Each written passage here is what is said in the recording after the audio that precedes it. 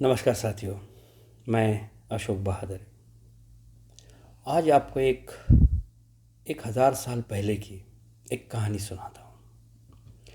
कहानी बड़ी दिलचस्प है। थोड़ा सोच समझ कर सुनिएगा। थोड़ा आपको दिमाग पर जोर देना पड़ेगा। साथियों, 1000 साल पहले जो अमेज़न जंगल है, वहाँ पे प्राणियों की संख्या बहुत बढ़ गई। अब कुछ ऊंचे जाति के, ऊंचे लेवल के जो प्राणी थे, जैसे सफ़ेद टाइगर वगैरह है, तो उनको लगने लगा कि भाई ये हमारी ज़िंदगी का जो स्टैंडर्ड है वो चला गया, ये जानवरों की संख्या तो बहुत ज़्यादा हो। तो उसमें एक बीजी नाम का टाइगर होता है, सफ़ेद टाइगर होता है बीजी नाम का। तो वो कुछ प्लान बनाता है और बाकी जो दुनिया के जंगल है, वहाँ के जो शेर है, जो राजा है, जंगल के राजा शेर है, उनको बुला लेता है। उसमें हमारे देश के जो एंडियम करके एक हमारा शेर होता है, जो राजा होता है जंगल के सारे प्राणियों का, तो हमारे इंडियम को भी बुलाया जाता है और बताया जाता है कि भाई ये जो जंगलों में जानवरों की संख्या बढ़ गई है, खरगोश है, चूहा है, बंदर है, गधे है, सब तरह के जो जानवर, हिरन है, इतने सारे बढ़ गए कि हमारा जीना दुश्वार हो गया है। हम जैसे स्टैंडर्ड जो जानवर है, इन्हें जीने का जो एक हक है, वो ये सारे कीड़े मकोड़ों की तरह पैदा हुए हुए ये जानवर है ना, इनसे हमको जीने का जो खुशी है वो नहीं मिल रहा है। ये सारे एक ही पनघट पे आते हैं, वहाँ चूहा पानी पीता है और हमारे जैसे शेर जाति के ऊंचे लोग भी पानी पीते हैं। तो कैसा लगता है? तो बोले तो क्या करें सर, अभी ये तो होना ही है। नहीं बोले, हम लोगों ने एक योजना बनाई है। इनमें से कुछ जानवरों को, कुछ प्राणियों को मार देना पड़ेगा, तब जाके बोले थोड़ा जंगल में खुला खुला महसूस होगा, थोड़ी सांस लेने में तकलीफ नहीं होगी। अभी तो बोले सांस घुट रही है हमारी। तो बोले करना क्या होगा सर? देखो बोले, हमने, हमारे पुरखों ने आपको कुछ कर्जा भी दिया है, तो आपको तो हमारी बात माननी पड़ेगी। तो हमारा जो इंडियम करके जो शेर है, वो तो पहले से ही मतलब उस अमेज़न के जंगल के जो शेर है, तो उनसे बहुत सारा कुछ ले चुका है। तो इंडियम कहता है कि क्या करना होगा सर?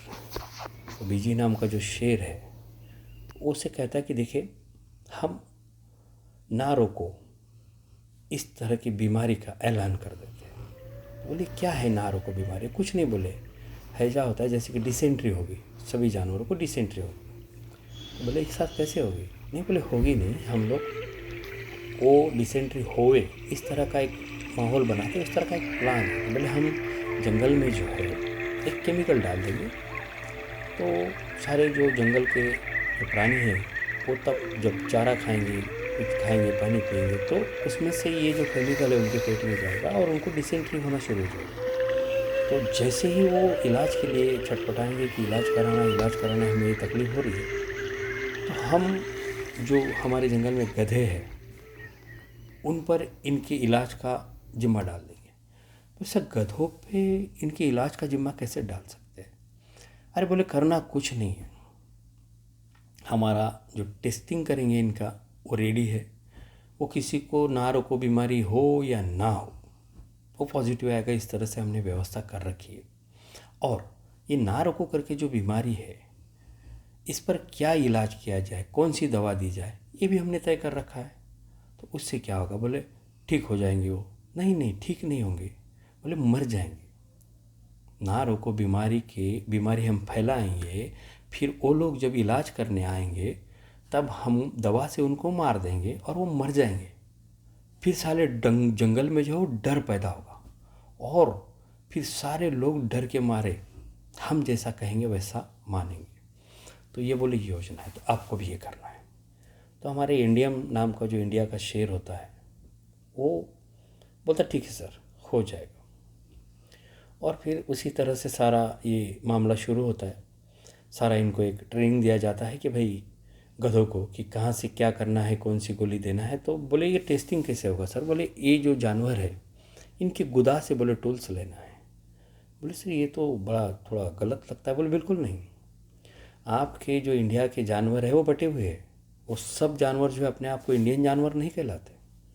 कोई खरगोश है वो बोलता है मैं खरगोश जाति का हूँ, कोई हिरन है बोलती है मैं हिरन जाति का हूँ, तो वो सब एक साथ यूनाइट नहीं हो गए। बोले उनसे उनका जो कहीं से कुछ भी टेस्टिंग कराओ, वो चाहे सही हो या गलत हो, कुछ नहीं बोलेंगे, वो सब बटे हुए हैं।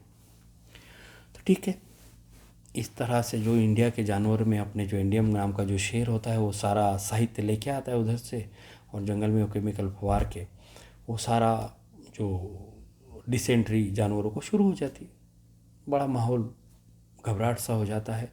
और फिर इलाज के लिए जो हमारे इंडियन शेर की तरफ से जो टीम कायम की जाती है वो गधों की होती है, मतलब बोर्ड उनको डॉक्टर बना दिया जाता है और फिर इलाज शुरू हो जाता है। जैसे ही डर के मारे लोग वहाँ चले जाते हैं तो जो इलाज करते हैं उससे ये जो जानवर होते हैं जिनको ना रोको करके जो बीमारी हुई, डिसेंट्री हुई है, उससे वो मरना शुरू हो जाते हैं। और भी फिर माहौल डरावना बन जाता है। उसके बाद सारा डर पैदा हो जाता है जंगल में। तो अब क्या करना चाहिए? फिर जो बीजी नाम का जो सफ़ेद शेर है अमेज़न का, वो बताता है कि सर अभी जो है इनको बचाने के लिए हमको वैक्सीन देना। तो फिर जैसे इनकी बातचीत तो पहले हुई है, प्रोग्राम तय है, तो बोले वैक्सीन से क्या होगा?